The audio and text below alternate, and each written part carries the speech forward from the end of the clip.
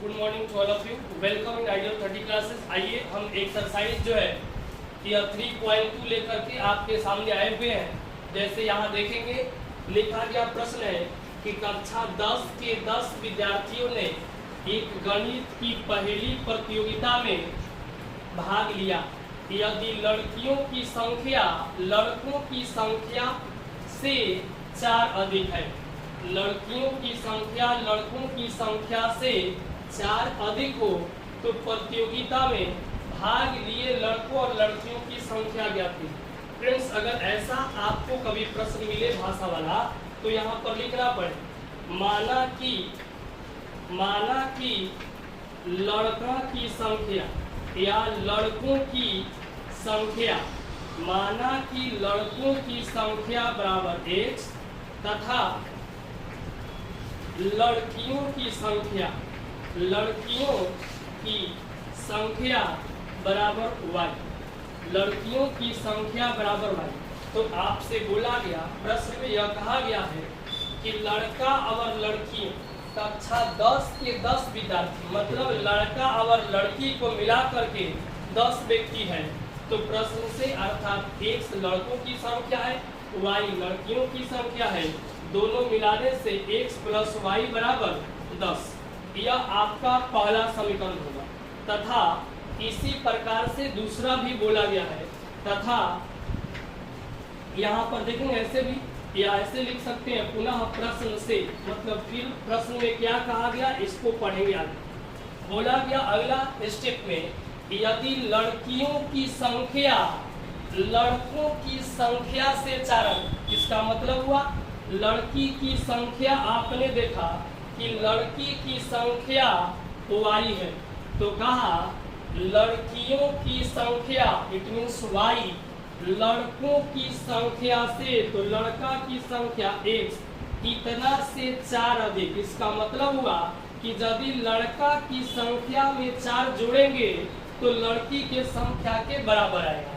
इसे ऐसा भी लिख सकते हैं, इस y को उधर ले जाएंगे तो हो जाएगा x माइनस का y, और इस 4 को बराबर की साइड में लेकर आएंगे तो हो जाएगा माइनस का 4। यह आपका इक्वेशन 2 होगा। और इस तरह से हम लोग आज इसका ग्राफीय निरूपण देख सकते हैं। अगले वीडियो में हम जरूर आपको बताएंगे कि ग्राफ कैसे इसका बनाया जाएगा, क्योंकि इसका बोला गया है आपको कि ग्राफीय विधि से हल करना। अब इसी को अगर हम लोग ट्रिक से देखें कि कैसे हम लोग बना पाएंगे, तो आपने देखा कि लड़का और लड़की कुल संख्या कितनी भाई, तो 10। लड़का और लड़की की संख्या बोला गया है 10 है, मतलब कुल स्टूडेंट की संख्या 10 है। इन दोनों में बोला गया कि लड़कियों की जो संख्या है लड़कों की संख्या से 4 अधिक है। तो मान लीजिए एक जगह गर्ल और एक जगह बॉय, तो यहाँ पर आप देखेंगे एक जगह गर्ल है दूसरी जगह बॉय है।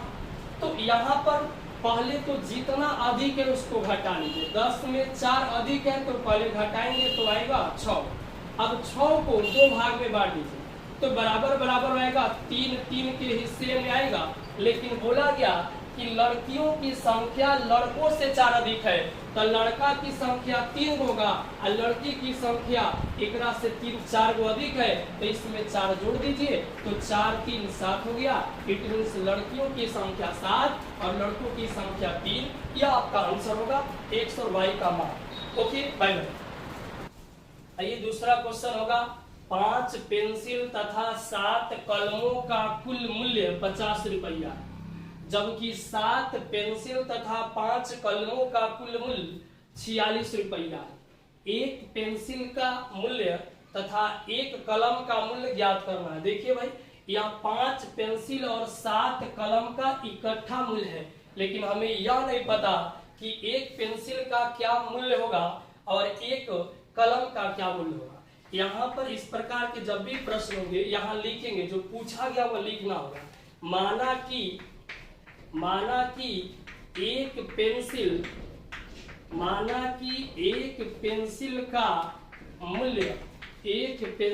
का मूल्य बराबर x रुपया तथा एक कलम का मूल्य बराबर y रुपया मान लेंगे।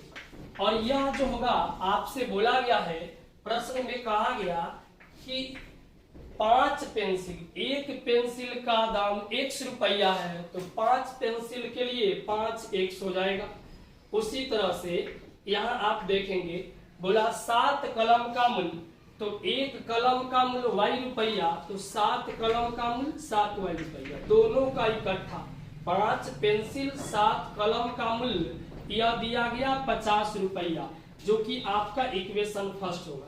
पुनः प्रश्न से यहाँ पर यह भी बोला गया है, आप देखेंगे पुनः प्रश्न से यहाँ दिया गया है कि 5 कलम का मूल्य, यहाँ दिया 7 पेंसिल तथा 5 कलम का कुल मूल्य 46 रुपया। तो 7 पेंसिल है, 7 पे एक पेंसिल का मूल्य x रुपया, तो 7 पेंसिल का मूल्य 7x रुपया।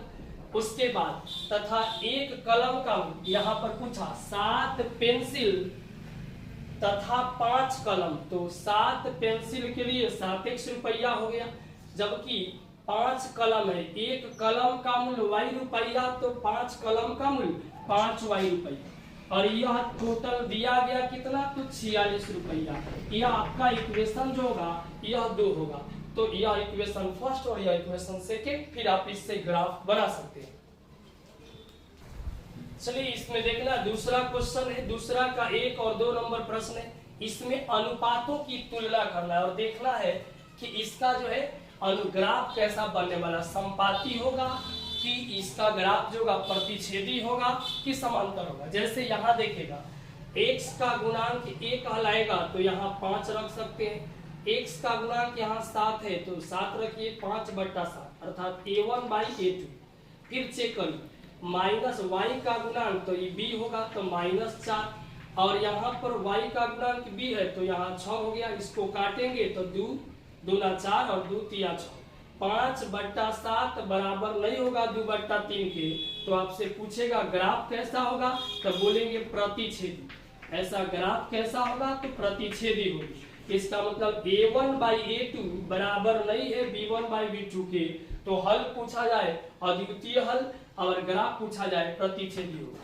जबकि इधर चेक करेंगे, यहाँ पर यहाँ 9/18 a1 by a2 बराबर b1 by b2, 3/6 काटेंगे, 9 एकम 9, 9 दूना 18, 3 एकम 3, 3 दूना 6, ये दोनों बराबर है। तो तीसरा को भी चेक करिए, 12/24 है, 12 एकम 12, 12 दूना 24। सबको देखे कि a1 by a2 बराबर b1 by b2 बराबर c1 by c2। ग्राफ कैसा होगा, संपाती होगा। हल कैसा होगा भाई, तो अनंत हल होगा, परिमित रूप से अनेक हल होंगे। ओके, अगला क्वेश्चन देखिए, अनुपात की तुलना करके आपको बताना है कि इसका जो है हल की स्थिति कैसे होने वाली है, संगत होगा अथवा असंगत। जैसे यहाँ हमने बताया था कल के कंसेप्ट में, हल एक हो या अनेक हो, यहाँ पर अगर पूछा जाए कि ग्राफ कैसा होगा, संगत या असंगत, तो हमेशा हल एक हो या अनेक हो ग्राफ संगत होता है, जबकि कोई हल नहीं होने की स्थिति में ग्राफ असंगत होता है। जैसे यहाँ चेक करते हैं, 3/2 a1 by a2 बराबर b1 by b2, तो 2/-3 जो कि बराबर नहीं है। तो a1 by a2 बराबर नहीं होगा b1 by b2 का, तो ग्राफ प्रतिच्छेदी होगी। तो यहाँ पर हल जो होगा इसका द्वितीय होगा, तो इस स्थिति में ग्राफ संगत होता है। जबकि यहाँ पर देखेंगे 3/2, इसके बट्टा 9 करिएगा तो डायरेक्ट यहीं पर 9 लिख सकते हैं। फिर उसके बाद जो है यहाँ पर देखिएगा 5/3 है, फिर चाहे तो इसी जगह पर -10 भी कर सकते हैं। तो यहाँ पर आप इसको चेक करेंगे, 3 एकम 3, 3 तिया 9, 5 एकम 5, 5 दूना 10। और तो आपने देखा कि यह जो आ रहा है वह है 1/6, 2 तिया 6, जबकि यहाँ जो आ रहा है वह आ रहा है 1/3 दूना 6, लेकिन ये माइनस में 6 आ रहा है। तो यहाँ पर जो है आप देख पाएंगे कि यह 1/6 बराबर नहीं है 1/-6 के। अतः इसी स्थिति में जो ग्राफ होगा वह संगत होगा, क्योंकि हल अद्वितीय होगा। चलिए तो फिर हम मिलते हैं अगले वीडियो में। आई होप कि आपको यह समझ में आ रहा होगा। बिल्कुल ही आसान, आप हमारे साथ बने रहेंगे। बिल्कुल ही भाषा वाला जो भी प्रश्न होगा वह बिल्कुल ही आसान तरीका से आपको समझाने का प्रयास किया जाएगा। Okay, bye bye.